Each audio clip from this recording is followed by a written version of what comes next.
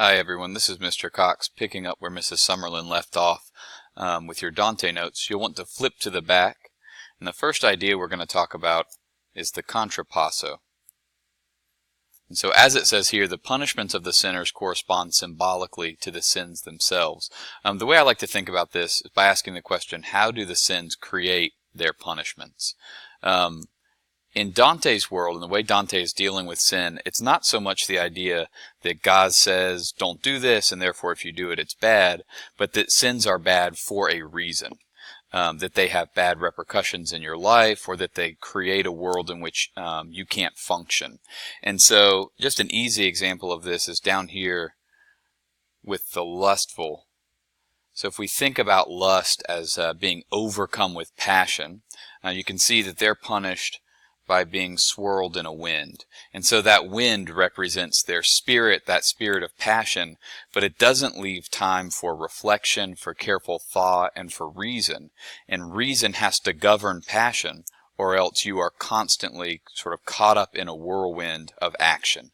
And so you always have to do something without thought and without reflection. So in some sense, the lustful spend eternity in a hell that they have created by living their lives lustfully. And we can see that continued through all of the different punishments in one way or another throughout the Inferno. So obviously, as you've talked on the literal level, the comedy portrays Dante's adventures through hell, purgatory, and heaven, right? His trip, eventually his triumphant trip out of hell, through purgatory and into heaven, where he gets a vision of God through his beloved. You need to read this, though, as an allegory. And anytime we're talking about allegory, obviously we're going to be talking about symbolism.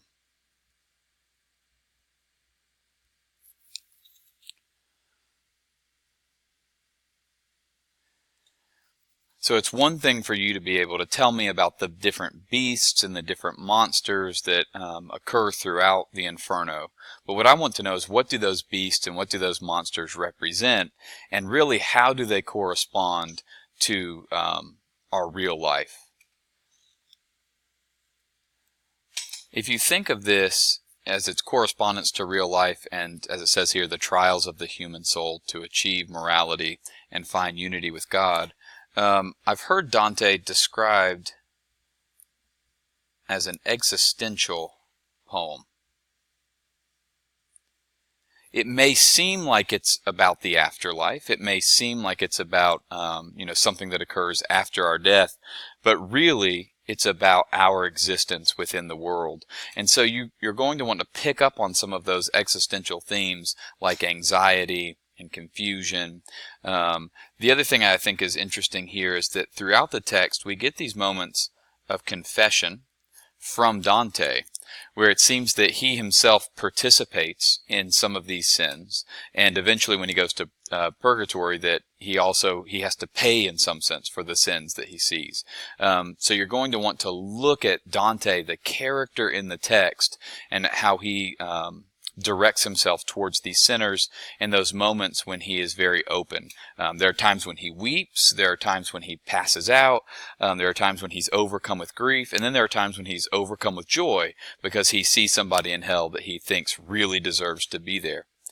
The very opening introduces this idea and says, here, midway on our life's journey, I found myself in the dark woods, the right road lost. And so one thing to see is that this begins as a kind of midlife crisis for Dante, right? He's lived part of his life. He actually was already a respected poet for the time, and yet he's asking this question of, what does it mean? Why is this important? What's my purpose? So you see those existential themes, obviously hundreds of years before existentialism was actually developed as a philosophy.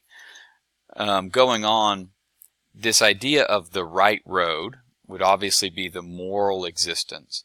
And so we see him seeking out that moral existence, seeking out what is right, the irony is that what is right takes him through hell first.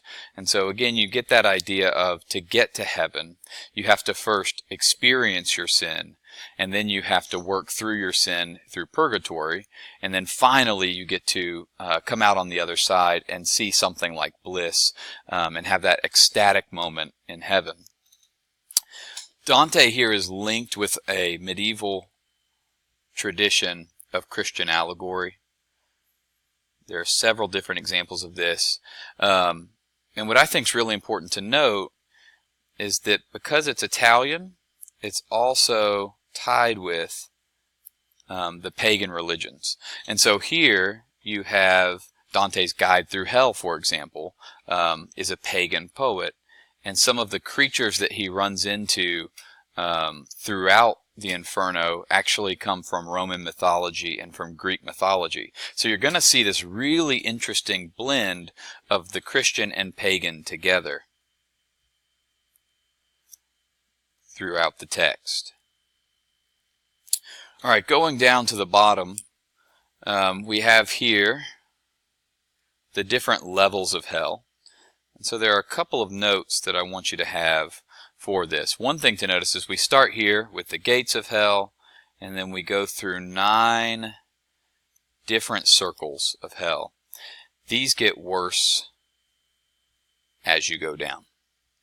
And so the idea is that the sins that are punished at the bottom of hell are the worst sins, and the sins that are punished towards the top are like the lighter sins. One way we see this is that down in circle 9, this is actually the place of Satan, of Lucifer. And to give you kind of a picture of how this occurs, so the idea in Dante is that you have the devil as an angel who is cast out of heaven, right? So he's floating around in the sky with his giant wings, being an angel. He's cast out, and when he's cast out, he hits the earth and creates this huge impact crater.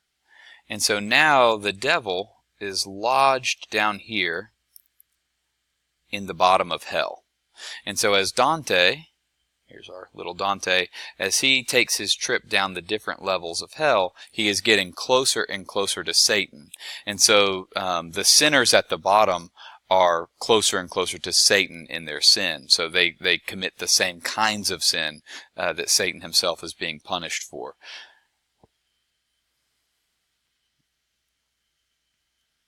One thing that ties the different levels together is water. So you see these rivers.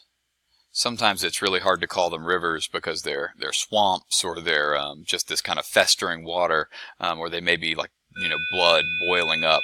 But you're going to see that water throughout the different levels, running down through hell and connecting the levels together. So this is a way of uniting the levels.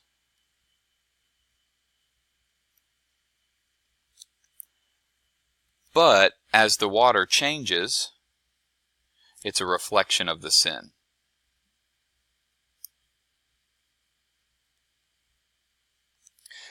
So if the water becomes boiling blood, that in some way is going to be a reflection of the sin at that level. If the water becomes a swampy, festering marsh, then that is also going to be a comment on the sin at that level. At points the water's actually frozen and it's completely stagnant and still. Again, that's a way of reflecting on the sin of that level. Here there may be a couple of terms that you're not familiar with, so I want to make sure we cover those. Heretics, so these are the committers of heresy, and the idea is that these were Christian teachers or people within the church that proclaimed things that were outside of the teachings of the church. So these are heretics, they fall outside of the Christian tradition.